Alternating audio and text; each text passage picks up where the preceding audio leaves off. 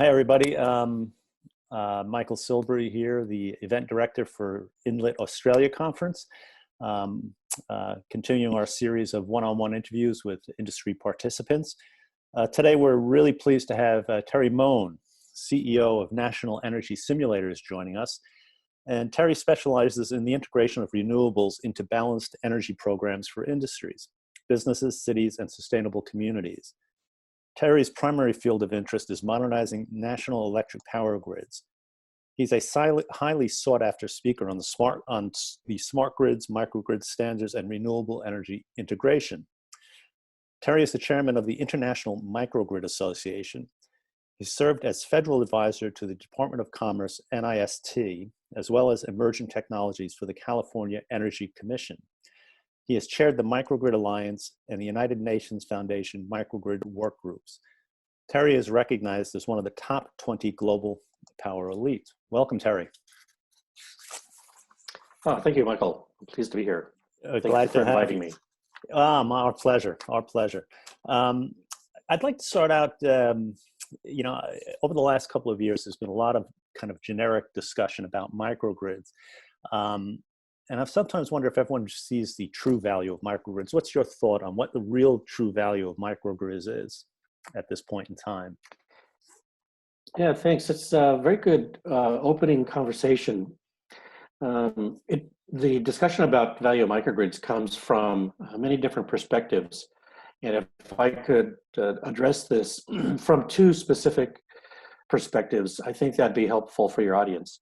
One perspective is that there is no electricity system at all, or if it is, it's very weak or fragile, or even brittle. And so addressing that market, we call that rural microgrids, those that really don't have a strong basis of a regular supply of energy. So that's one camp that I'll refer to, rural microgrids. And the other one is embedded or industrial microgrids. And those are the microgrids that we seem to be seeing more and more frequently, where there are public-private partnerships or investments by either utilities or large institutional consumers of energy. In the case of rural microgrids, the value is clear that a country or a society's economic throughput can be improved and quality of life can be improved by the consistent use and availability of electricity. So there's a huge series of organizations that are addressing that market. If you look at just the Asia Pacific, where we're located, Asia Development Bank is very much interested in providing rural electrification in a way that starts to avoid the diesel consumption of energy. And so the integration of renewables becomes very important. So there's a huge growth of rural electrification, and the value, as I mentioned, is clear in improving people's lives. On the industrial side, there's actually three main reasons why we see microgrids grow.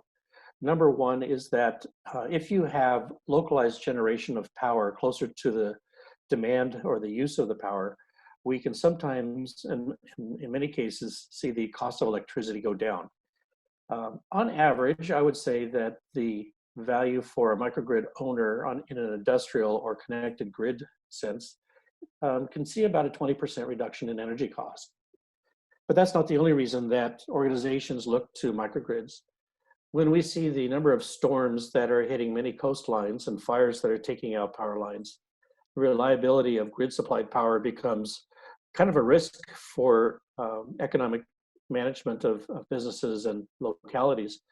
So improving the reliability of energy is one that can be managed very well with a well-designed microgrid. And this is one, again, that's industrial. In other words, it's in an embedded network. Typically, there's a utility there, and the microgrid is connected to the utility. And the third reason that we see microgrids occurring in the industrial side is for sustainability. What I mean by that is environmental stewardship, or the integration of a higher percentage of renewable energy than the typical utility would be supplying to their community. And so many industrial customers, they put solar on their rooftop sometimes for an economic gain, but other times Mhm. for social welfare and the impact to the environment. That kind of anticipates my next question. Um, you often hear of grid independence or how microgrids provide grid independence.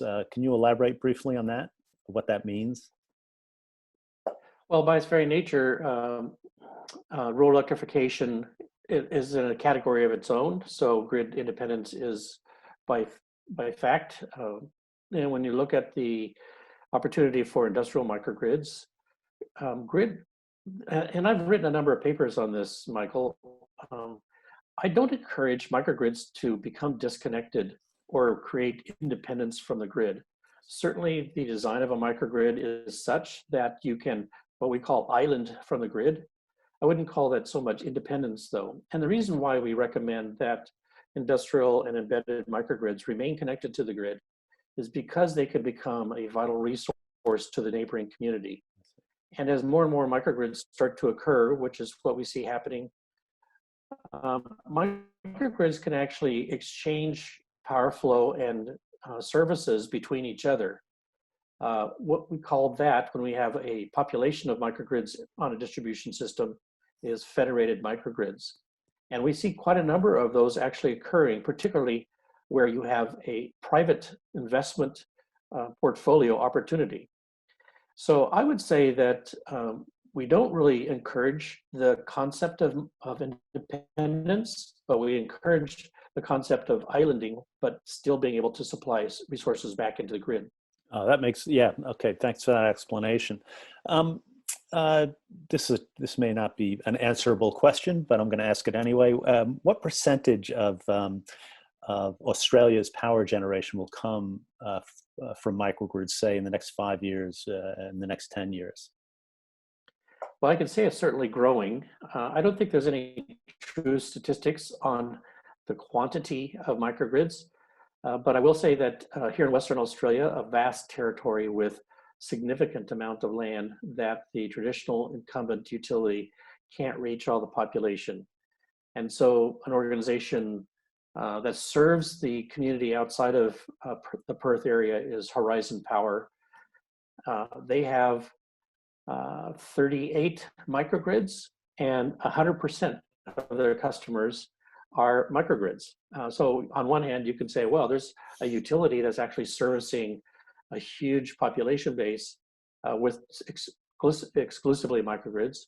But on the other hand, you have a lot of opportunities in some of the states, such as South Australia, where we see a growth in microgrids, as well as Queensland and other states and Northern Territory where microgrids make a lot of sense. So the percentage is hard to quantify, but we see a growth. And it's interesting that that growth is being spurred both by a private interest, as I mentioned, for energy reliability and economics, but also we see a growth coming from the federal government. Your energy minister, Angus Taylor, and his department has offered a grant of around $50 million over 5 years to determine the feasibility for microgrids in adjacent communities, not necessarily rural, but adjacent to the edge of utility supplied power, where a lot of the power lines are very brittle or are very unreliable. So we see that the interest for microgrids is very strong.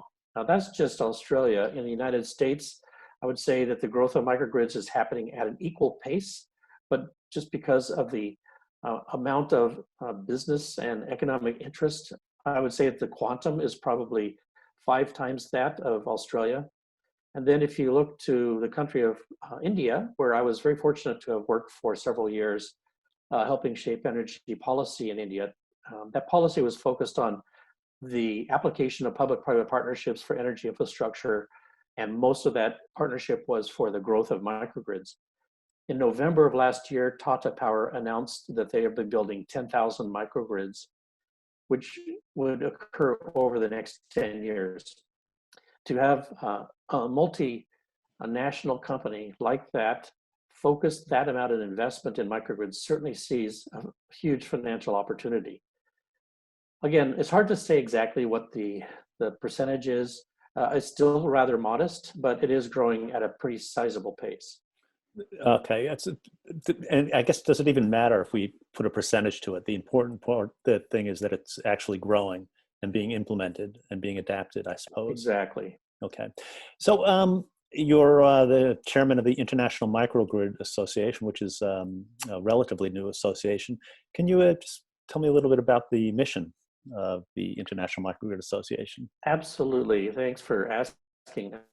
So we just celebrated our 1-year anniversary. We founded in April of 2019, but that's not when we started thinking about it. I happen to be the general manager for advanced development at Horizon Power, who I mentioned earlier. At the time, I realized that the industry was going very fast, but we weren't including all the stakeholders and all the participants in the market, particularly those that I've seen in other countries. And so I thought it'd be worthwhile to create this organization. And so starting in probably November of 2018, I contacted a number of potential founding partners, and we founded the organization with 12 partners in April last year, with the intent of becoming the voice of the industry. And our primary areas of focus were three. Number one was looking at the global shape of energy policy and whether or not they're conducive or detrimental to the growth of microgrids for the purposes that I mentioned earlier of the value of microgrids. Number two, another area of interest is for us to look at the business opportunities for both private investors and embedded utilities. Perhaps they can make a better investment choice. Those utilities could make better investment choices for building microgrids if they're designed well. And then lastly is the technology and standards areas where we wanted to see some level of commonality between microgrids. And that commonality could be, how do you route power? How do you design the network? What are the types of control structures? Do you balance power? Do you depend on the power coming from the utility? In what cases do you depend on it? How do you island from the utility? We wanted to have a whole discussion around all of those three areas. And so that's what we did. We formed the organization and we built those work groups who have been very active. They've published papers in energy policy. They've published papers in energy standards, and we're building papers to do a discourse on business models for microgrids. So the intent has always been to be the voice of the industry. There are other niche organizations that focus on microgrids around the world, but nothing that is explicitly focused on microgrids. So that's what this organization does. We've been growing at a steady pace in terms of membership and our contribution to many different agencies. Speaking of which, we have a very strong relationship with the Energy Minister here in Western Australia. And I've had the opportunity to meet with Angus Taylor's staff a number of times, explaining our capabilities and our aspirations.